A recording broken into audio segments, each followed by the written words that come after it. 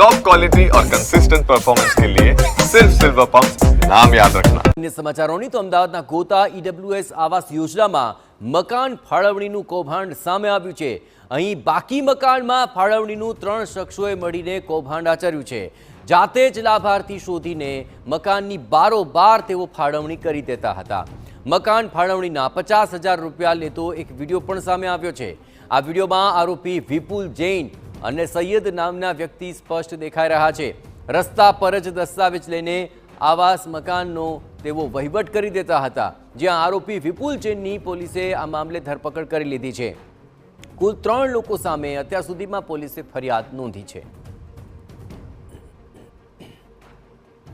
હવે જરા આખા કૌભાંડની વાત કરીએ તો ચાંદોડિયા વોર્ડમાં આવેલા આવાસ યોજનામાં જે મકાનોની ફાળવણી બાકી હતી તેની માહિતી આરોપીઓએ મેળવી હતી।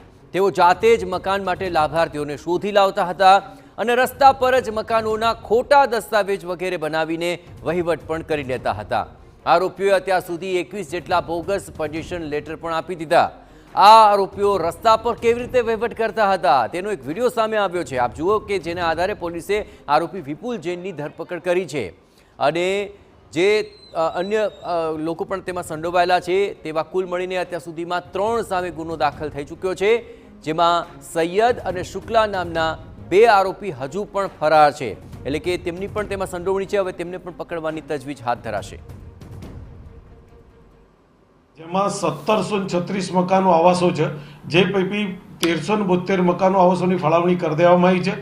बाकीना जे 364 जे मकानो रह्या એ 364 કયા મકાનની ફાળવણી બાકી છે એ યુક્તિ પ્રયુક્તિ કરી અને બાકી જે ફાળવણીના મકાનોનું કંઈથી લઈ અને પોતે કસ્ટમર ખોળી અને કસ્ટમરને વિશ્વાસ અપાય છે અને પોઝેશન લેટર તૈયાર કરાવતા હતા અને એને બોગસ પાવતી આપી અને એને પોઝેશન મળી ગયું છે એવું 50,000 રૂપિયા લઈ અને એ લોકો આ કૃત્ય કરી રહેતા।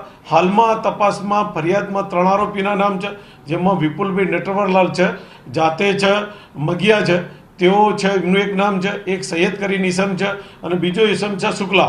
અમને બહાર રસ્તામાં મળેલા સંબંધી કરીને કે જેથી કરીને તમારા મકાન ના હોય તો મકાન કરી આલીશું એમ કરીને જેમ જેમ ડોક્યુમેન્ટ આલતા હતા એમ અમે પૈસા આપતા હતા એમને બહારથી લાવીને જેમ તેમ કરીને જે પ્રજેશન આપી કાઢેલું લોન થયા વગર પછી જ્યારે લોનમાં ડોક્યુમેન્ટ મૂક્યા છે ત્યારે બધો ભાંડો ફૂટ્યો છે જે ચેકિંગ આવી ત્યારે।